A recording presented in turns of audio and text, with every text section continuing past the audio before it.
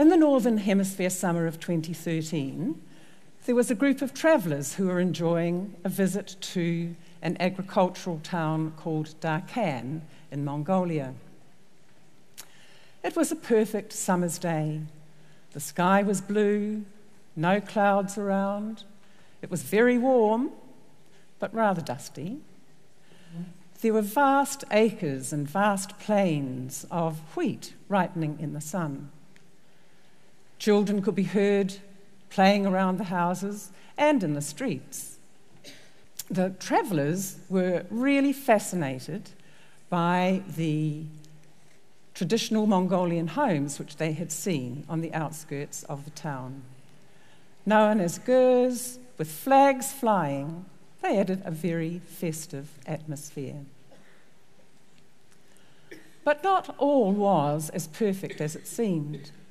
One of the travellers, a lady from the Gold Coast, had seen a woman and her child apparently living underneath the stairs in an abandoned building. When she inquired further, she was told that the children she had seen playing in the streets were probably homeless orphans or poor children. Now, this lady knew that in a few months the temperatures would plummet to minus 30 and sometimes even minus 40 degrees, that the vast plains that now had wheat growing on them would be covered in thick snow, and that through the streets icy winds would be blowing. And she realised that not everybody had a comfortable home to go to. She was absolutely determined to do something about the women and the children she had seen, and so a small spark was ignited. This traveller was a member of an international organisation called Soroptimist International, which advocates and is committed to enhancing the lives of women and girls. When she returned to the Gold Coast, she spoke to her local club, SI Gold Coast, SI standing for Soroptimist International, and I am a member of that group here on the Gold Coast. She spoke to us about the things that she had seen and urged us to do something to alleviate the poor conditions that she had seen numbers of children and mothers, women in particular, living in Darkhan. After quite a bit of discussion, it was decided that the club would purchase a gur, which could then be presented to the homeless children in Darkhan. We knew that a gur cost $1,500. We knew that, and we thought we could raise that money fairly easily. We also knew that there was a company in Darkhan who would build the gur for us and place it on site. So the actual process of buying a gur was quite manageable. But there were other problems with us being on the other side of the world. We had heard that there was quite a degree of graft in business in Darkhan, and that funds sent from overseas didn't always turn up at their destination. So we really needed to look for a secure way of sending our funds to Darkhan. We also thought we should try and find somebody to help supervise the process of the gurs being built actually over in Darkhan. And so we knew that there was a Soroptimist group in that town, and we contacted SI Darkhan. They were absolutely brilliant. They decided to come on board as a partner in our project. They agreed to manage the project on the ground. We could use their bank account to send our funds to, so we knew that they would get to where they were meant to be, and that they would also send reports and photos back to us, telling us of the progress of our project. So that little spark really had established a flame. Back on the Gold Coast, we were in the middle of fundraising for our $1,500. We had a fashion parade which was sponsored by a local boutique, and craft items were sold at an Easter fair. And very quickly we had our $1,500. Each month, SI Gold Coast writes an article for the Gold Coast Sun newspaper. And one of those articles was focused on our GER project. There was a photo of the GER. We explained about our fundraising and what we were hoping to achieve. And as a result of that publicity, we received several small private donations. But the thing which absolutely stunned us was that we were contacted by an anonymous donor who gave us another $1,500. So we were very happy to receive that donation. So we now had $3,800, which was enough to provide 2 GERs. The flames were spreading.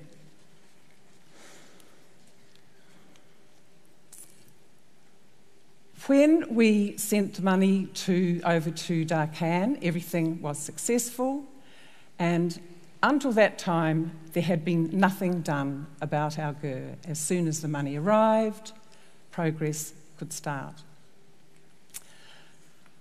A GER is a round, wooden-framed house, which is a traditional home of the Mongolian poorer people. The wooden framework has felt put in as an insulation, way of insulating the GER, and then right over the top of the whole structure there was a weatherproof tarpaulin. That was then lashed together and virtually stapled to the ground so that it would survive the very severe winter weather that was coming along towards the end of July. The GER had a thick wooden door. It was kept shut tight in winter, but it was left wide open in the summer because of the high temperatures that were experienced then. There was a chimney. There was a fire in the middle of the GER, and the chimney came right up the middle of the structure. The GERs were circular, as you can see, and standing there in front of the GERs are some of the children who I will tell you about in a moment. It was the women of the SI Darkan group who selected the people who were going to occupy our GERs, and that was a really difficult task. But we really celebrated when, early in July 2014, Boloma, a 26-year-old single deserted mother, and her son Batbold moved into the first of our 2 GERs. It was a smaller GER, but it was absolutely ideal for this homeless mother and her child. She was able to provide care for the son in the safe and secure home that she had now acquired, and she could go out to work and earn an income so that she could then provide for the education of her son. The address for her GER I thought was quite interesting. Door number 2 was the address that we were given. 20 Mangurt district in Darkan. So much for letterboxes. The second GER was presented to the NRL School for Poor Children in Darkan. It was to be used as a dormitory for 11 children who were going to the school, in age from 7 up to 16. And those are the children that you see standing there in front of the GER with the balloons. There was a huge celebration when they actually occupied their dormitory. Their address became SI GER Dormitory NRL, and the children became known as the SI GER children. We have been told that since they have moved into their safe and secure home, their school attendance has improved radically, as has their learning.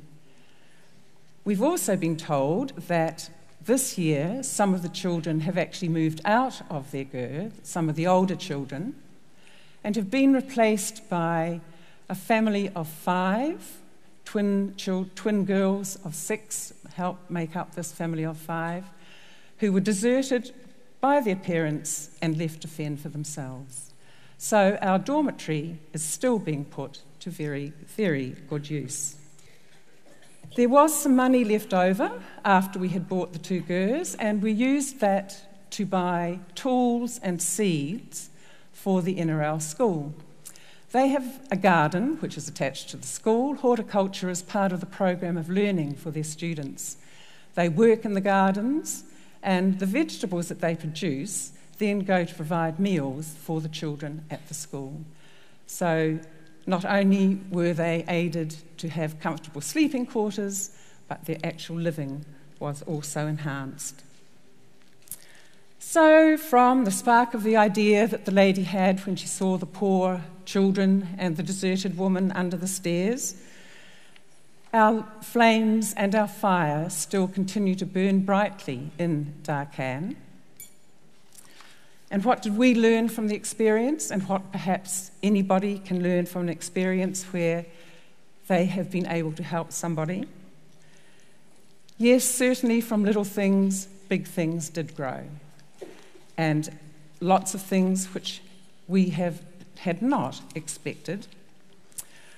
We also found that you can find in the most unexpected places people who need your help, and so you can give it if you can. We also discovered that working for a common good can actually transcend international boundaries.